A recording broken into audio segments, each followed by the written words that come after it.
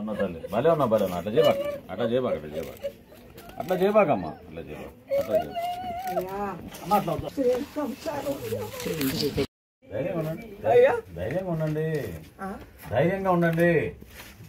ధైర్యంగా ఉండండి కూర్చో తల్లి నువ్వు కూర్చో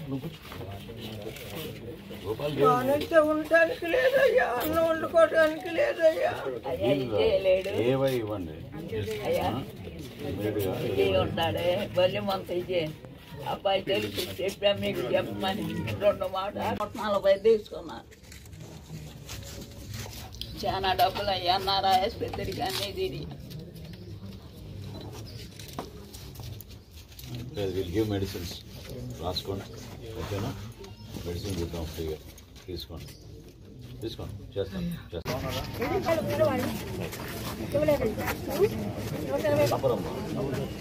విస్తీర్ణం బట్టి అది ఎక్కువ స్క్వేర్ ఫీట్ ఉంటే వాళ్ళ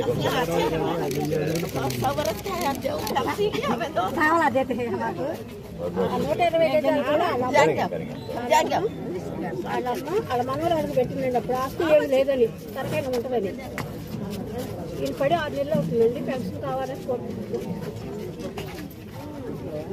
కదమ్మా, ఒకసారి వచ్చి చెక్ చేస్తాను. గారికి నేను పాస్ ఆన్ చేయండి రిప్రజెంటేషన్. ఎప్పుడో మన లాకప్లో వేయాల్సిందమ్మా 7 ఏళ్ళు. మీరు ఎక్కడ ఉంటారమ్మా? ఇక్కడే. ఓకే, నేను వచ్చి మీ రిప్రజెంటేషన్ మళ్ళీ తీసుకుంటానమ్మా. కొల్లూరు ఎంఆర్ఓతో నేను మాట్లాడతాను. పేరేంటమ్మా? 5 సంవత్సరాల నుంచి ఉన్నావు ఇక్కడ, టైం దొరకలేదు విజిట్ చేయడానికి.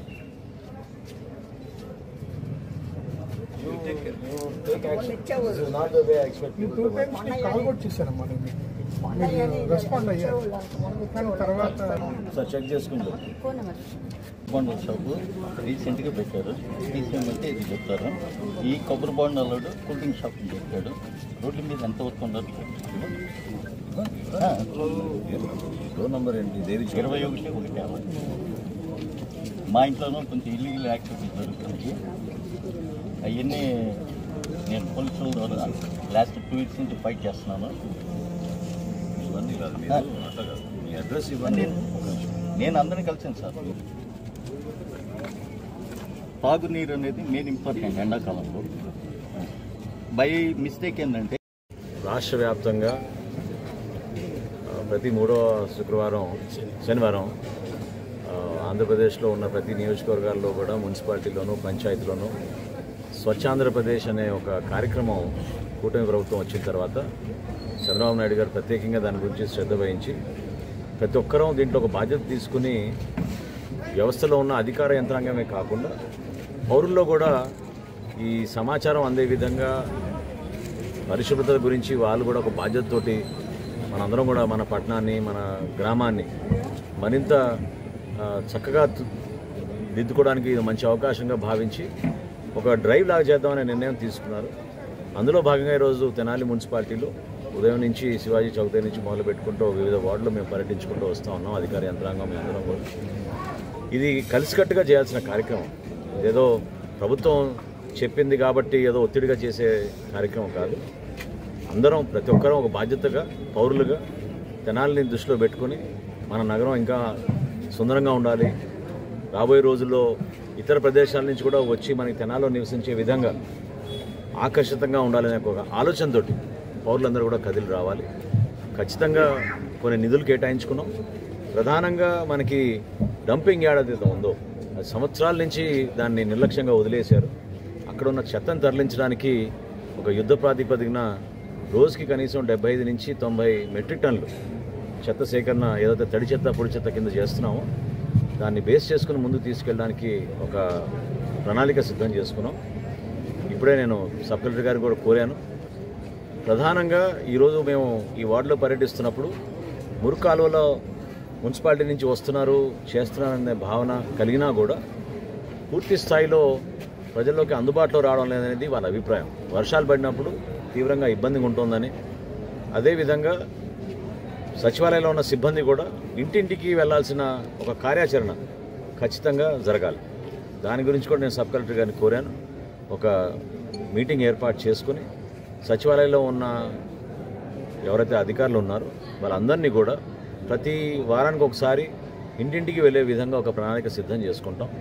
చిన్న చిన్న సమస్యలు తెలియకుండా పాపం చాలామంది రేషన్ కార్డు గురించో, పెన్షన్ గురించో, ఇళ్ల స్థలం గురించో వీటిపైన ఖచ్చితంగా మనం ప్రజలకి అందుబాటులో ఉండే విధంగా మనం మన ప్రభుత్వాన్ని వారి చెంత వరకే తీసుకెళ్ళాలి. అది చాలా అవసరం.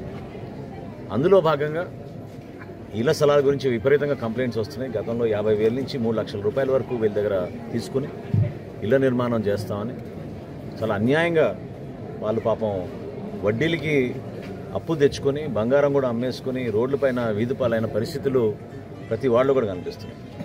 నేను చాలా స్ట్రిక్ట్గా గతంలో చెప్పాను పోలీసు అధికారులకి, కేసులు నమోదు చేసి వీళ్ళని ఎట్టి పరిస్థితిలో వదిలే ప్రసక్తే లేదు. ఎవరైతే గతంలో ఈ కాంట్రాక్టులు తీసుకుని ఇంత మోసం చేశారో వాళ్ళకి ఒక బాధ్యత ఉంది. మరొకసారి మీ అందరి ద్వారా తెలుపుతున్నాను, నేను 100% వాళ్ళకి బాధ్యత ఉంది. లేకపోతే వాళ్ళని వదిలే ఎట్టి పరిస్థితుల్లో కూడా వాళ్ళని వదిలే ప్రసక్తే లేదు. ఖచ్చితంగా దాని గురించి సీరియస్గా అవుతాం. మున్సిపాలిటీ నుంచి మేము కేటాయించుకున్న నిధులు కూడా ఈ వర్షాకాలం లోపు రోడ్ల నిర్మాణం, కొత్త సిమెంట్ రోడ్ల నిర్మాణం కానివ్వండి, సైడ్ కాలువలు మరమ్మతులు చేయడం కానివ్వండి, స్టామ్ వాటర్ డ్రైన్స్ పైన ప్రత్యేకంగా దృష్టి పెట్టి దాదాపు 17 కాలువలు ఐడెంటిఫై చేసాం. గత సంవత్సరం చేసినట్టుగానే కింద దిగువ ప్రాంతాల్లో ఉన్న రైతులకి ఇబ్బంది కలగకుండా ఉండడానికి కోసం ఖచ్చితంగా ఇరిగేషన్ కెనాల్స్తో ముడిపడి ఉంది కాబట్టి మన పట్టణంలో వెళ్తున్న కాలువలు వీటిని కూడా మేము ఇమీడియట్గా పూడికి తీసే విధంగా ఒక లక్ష్యంతో ముందుకెళ్తాం.